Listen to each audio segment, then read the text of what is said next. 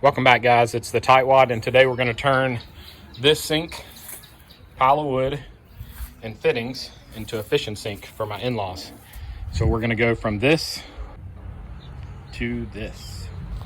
The materials we're using for this build are some 2x4 treated lumber, some 4x4 treated lumber, and some deck boards, which are, I think they're considered 1x6s.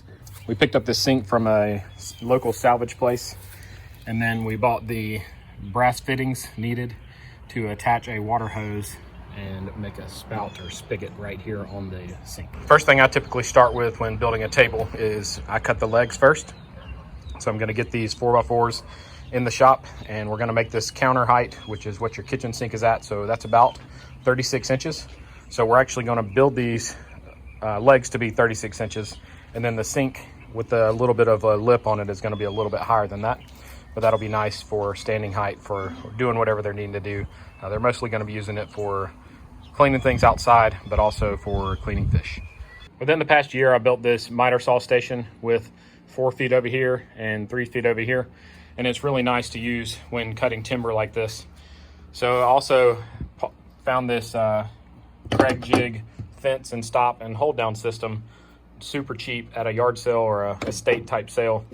And it allows me to create a stop. And a stop is extremely important when cutting legs because it's going to ensure that each of the legs is the exact same length. And then I don't have to worry about any wobble after I get everything built. So with this one, I've got this nice stop. So I just slide it up against the end and tighten down the nut on the back.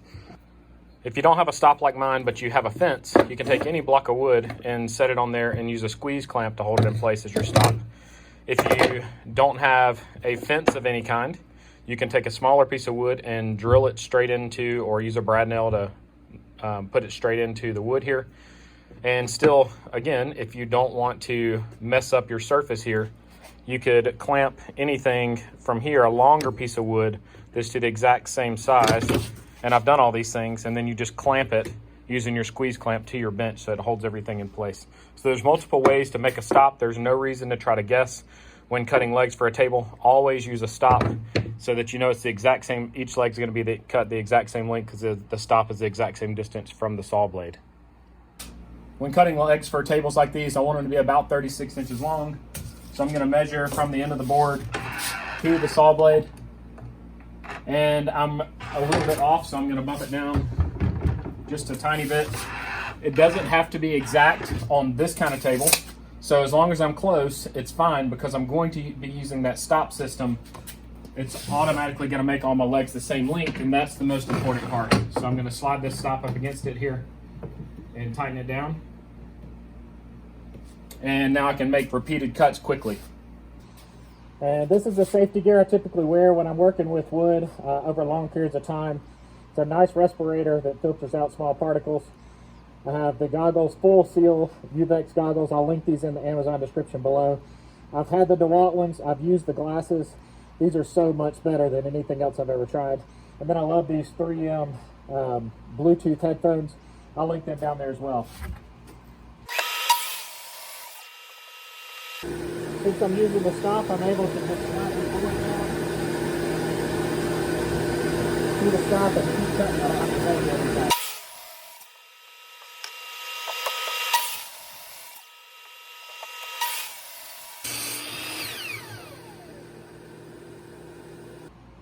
So you see that taking a little bit of time to set up a stop allowed me to cut all the boards a lot quicker. So more time on the front end, but a lot easier to make those repeat cuts and get everything dialed in exactly the right length. My next step is to figure out how big I need to build this table. And to do that, I flip the sink over and I'm gonna measure inside these lips because I want these lips to frame over the outside of the wood. So I'm gonna measure here and see that it is 24 inches from the inside edge of this lip to right here. I'm gonna go ahead and build it out 24.5 inches. So it'll hang out slightly over the back in case we decide to put a framing on the back side of the sink to hide what's back there. So we're gonna go 24.5 inches that way. And then we need to come this way as well. There is a groove here between the bowl of the sink and the lip that is more than the 2.5 inches I need for my 2x4, or sorry, for my 2 inches I need for my 2x4 to fit in there. So it's gonna sit nicely on the frame, but when I measure this, I'm going to need 53¼ inches wide. And for the top, I'm actually going to frame around the outside of the legs, so I know my front board is going to be 53¼ Now I'm going to measure 53¼ from the blade. I have 48 inches of wood and fence over here, plus another 12 inches or so here. So I'm able to do that 53½ inch cut. So I'm going to lower my blade down and lock it into place. And come back and measure 53¼ So make sure you always measure to the blade. All right, so that's ready to go. I'm going to bring my 2x4s in here and get them cut. I'm going to need one for the front and one for the back of the top frame.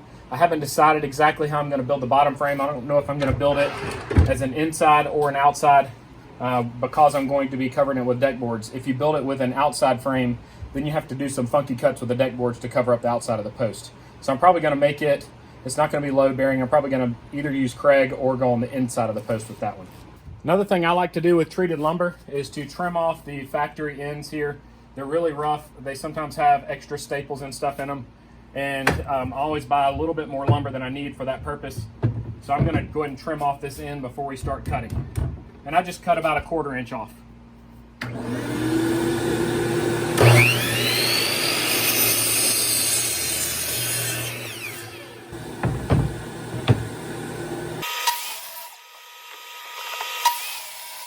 One thing I want to remind you of is that a 2x4 from big box stores or construction grade lumber is not actually 2 inches by 4 inches.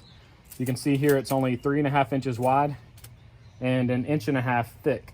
So whenever you're doing these measurements, don't base everything off of 2 inches and 4 inches. Now that I have the legs and the sides built, I start laying out so that I can get a visual in my head. I'm not building from any plans here, but it helps me to lay out my project. And I'm using this scrap piece of 2x4 from the end of those boards to get my measurements correct. So I said I was going to go 24½ inches deep here. So I'm going to move this board to 24½. So I have 1.5 inches here and 1.5 inches here. So that's 3 inches total. So I need to go 24½ inches, which is what I want my total width to be, and then take off 3 inches. So my actual measurements are going to be 21½ for this cross piece. And since I've laid this out, I can double check my math. So I have 24½ on the outside, and then the inside I have 21½. So I know I need to cut my cross members at 21½. If I was building a regular table without a sink in it, I'd probably put an extra support here in the middle. But since we have the bowl, I'm going to need to put them over to the sides. So I'm probably going to go ahead and add an extra 2 boards on the top here in the center to provide more support for the sink. So I need a 21½ inch board for there and here, and then 2 more for in here. Once again, I'm back at the miter saw moving my stop here. I have my blade locked down. I'm going to come to 21½ inches. I put a clamp on this end to keep this long board from tipping up after I cut it.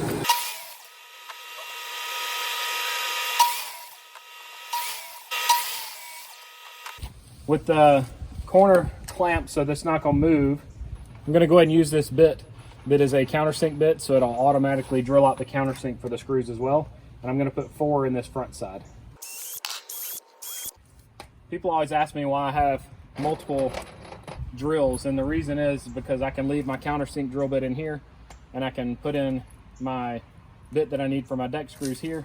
And I'm going to use coated deck screws for this so that they don't rust and get messed up over time. And I'm also using an impact drill.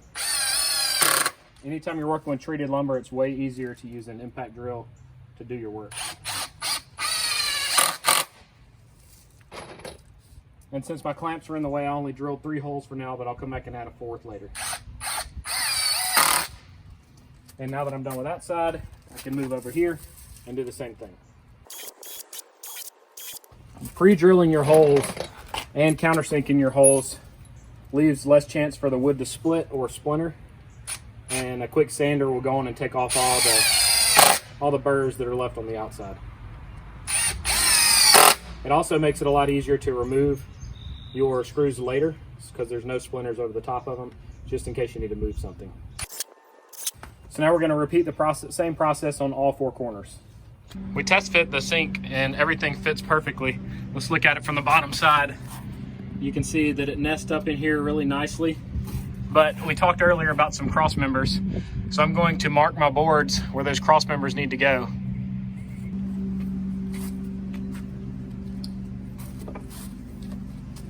We're doing them 9 inches from the post.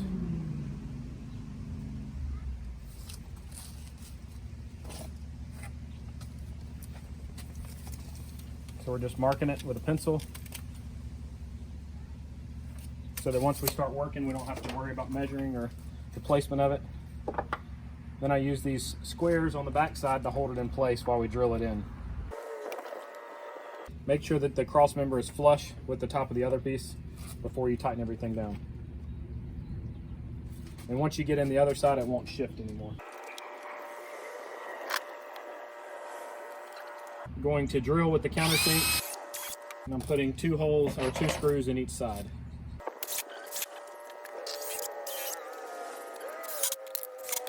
With the cross members on and attached, we're going to go ahead and set the sink on so that we can see how high the bottom shelf should be.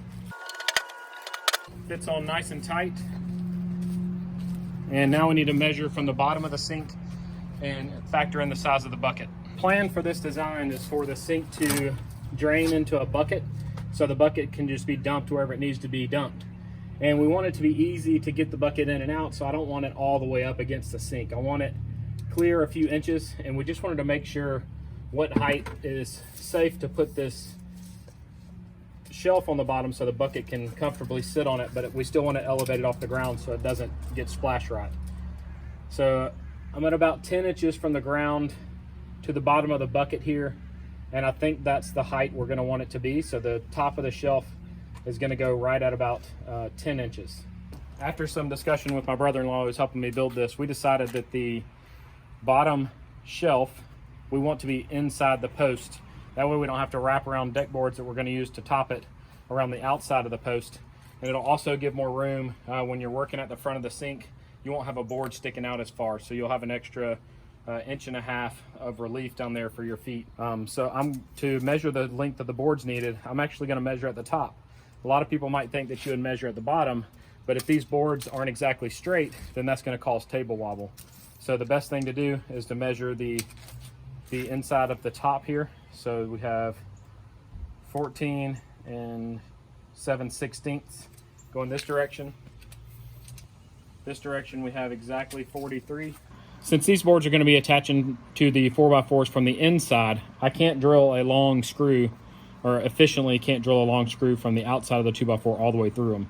So instead I'm going to use a Kreg jig option where it drills a hole in at an angle that screws in. You don't want to use this on severe load bearing boards, but since these would only be holding a bucket, it's not going to be as big of a deal. So I'm going to drill in these Kreg jig holes, and then we'll be able to attach them easily from the inside.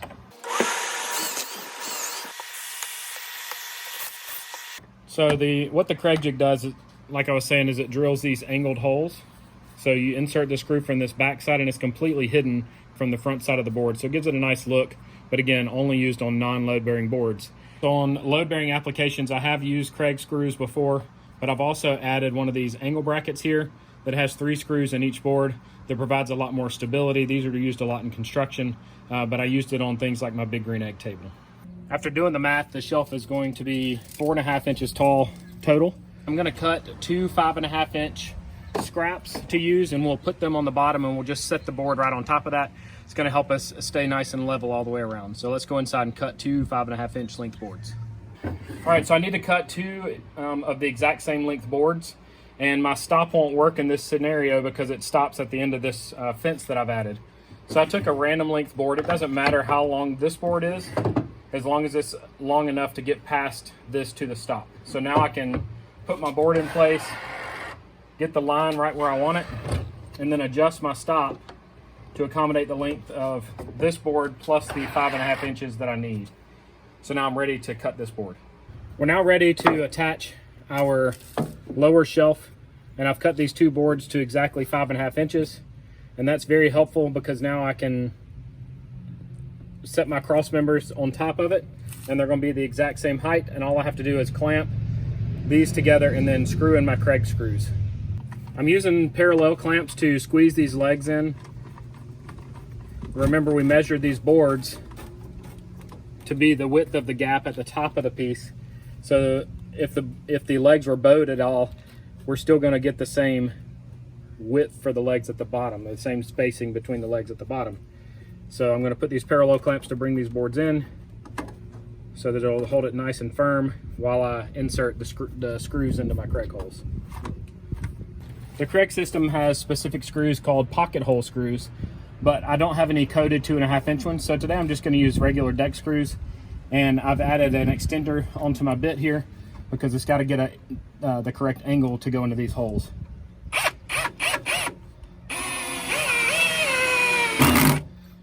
I don't recommend using an impact driver when drilling in Kreg screws. You just want them to go to the bottom of the pocket that's been pre-drilled and fit snug.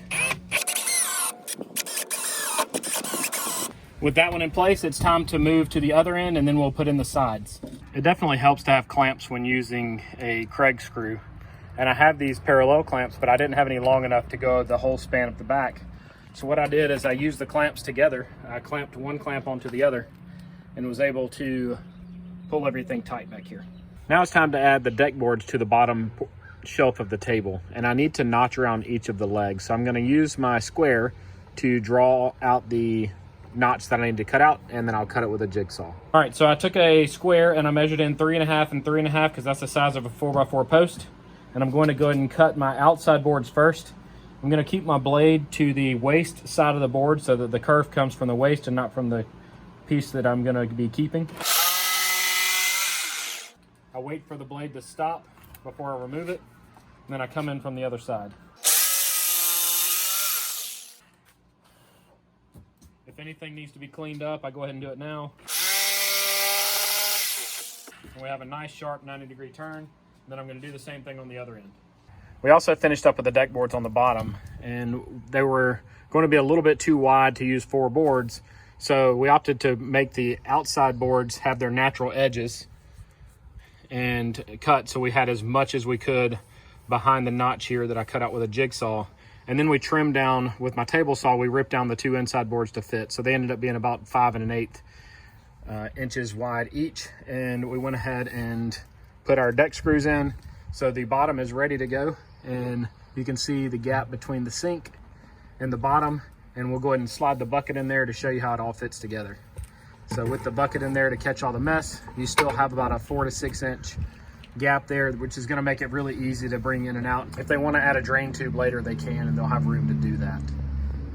So we wanted to make it as easy as possible. There's still a lot of room for storage under the bottom where they can keep things like watering cans for flowers and stuff like that down here. Maybe even they can hook a hose reel or a water hose on the side so that if they want to run water extending from there, they can as well. So there's a lot of options with this once they get it set up down by the lake. We're now to the most complicated part of this whole process, and we bought these brass fittings from the home improvement store, but now we've got to figure out how to put them in here. We have 7 different holes, but we definitely want it to be in the center, so we really want to use this middle hole. The problem is it's got a nice little bend here.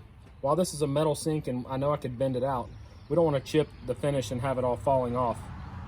So we're trying to figure out the best way to mount this in here as is. If the person we're gifting this to wants to change it up later, we can, but we're either going to go down here low or up here at an angle, or even up here as high as we can go, coming straight out.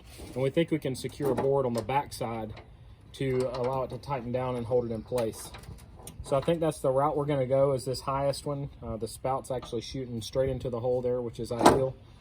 So I think we're going to try to come up with a way to mount a board across the back here with a hole drilled into it that'll allow us to tighten this down on the back side with this nut. First step to securing the faucet was trimming down a deck board. This is 4.5 inches tall. I have the bevel side under this because it fit really nice. And now we have to put this in here and drill the hole out through the deck board that is 3/4 inches, so this will slide through. Then I'm gonna drill a bigger hole on the back that a washer will sit into so we can tighten everything down. I took the fitting and drew the rest of the circle, and then I drew an X across the front of it, or across the center of it, so that I could know where the middle of the circle is. So now I have a paddle bit or a wood cutting bit, and I'm going to drill out the hole, but I'm not going to cut it all the way through. I'll show you a little tip to save it from blowing out really bad on the back.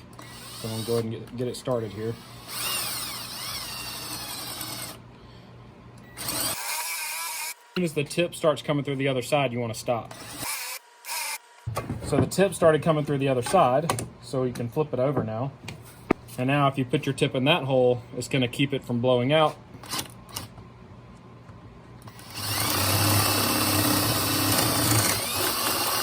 As bad as it would have if you'd have kept drilling. So now I can take a sander and clean this hole up. And then I'm also going to be drilling a little bit bigger hole on this side. So I'll show you that in just a minute. This bit that I'm using is a Forstner bit, and I'm using it to drill a bigger hole just in the back side of the board. And this hole is going to be the exact same size as the washer that we're going to use. And I need to recess it a little bit into the board because the threads on the brass nipple we're using aren't quite long enough to come all the way through the board. We've got the project finished now. We have a bucket sitting down. We'll have a nicer looking bucket for this, of course. It just drains straight into the bucket. We have this now mounted.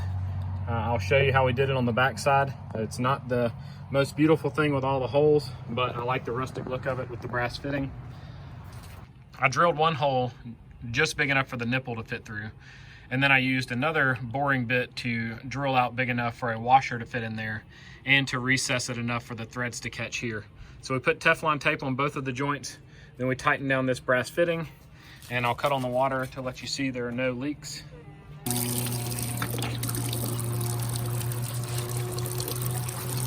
And all the water is just shooting straight into there and then draining down into the bucket, and then you can take the bucket and dump it if you want to, or you can remove the bucket if you're just running water and just let it spill through the cracks. Eventually these deck boards will dry out and there will be cracks in them, so water will run through them. If you're ever installing deck boards, you're supposed to butt them up tight against each other because they'll shrink up to 1/4 inch. Here's the finished product. We were able to get the top framed out, frame out a shelf on the bottom. A 5-gallon bucket easily slides under there to catch if we need to, or you could run a tube to just drain out into the ground. Here's the spigot all mounted up and nice. We just gave this to my father-in-law for his birthday gift and decided to wrap it in some old rusty tin from a barn roof to give it a sides and a back. So this is the finished product. Let us know what you think. We will stain it once it's weathered a little bit. Maybe another 6 months to a year from now, we'll come back and stain the wood showing around the top. But I wanted to go ahead and show you what it looked like. They wrapped the corners with some tin as well. And he was extremely happy with it, and it's going to serve a great purpose for him. They're currently building a house, and it'll function as a sink to clean your hands for now while they finish building the house. And then later, it'll go down here by the dock they're about to build. If you have any questions about this build, feel free to leave them in the comment section below. Make sure you like and subscribe. Give this video a thumbs up. If you subscribe, go ahead and turn on those notifications so you'll see next time I post a video. Click any of the videos showing on the screen right now, and they'll open right up on your device, and I hope you guys have a great day.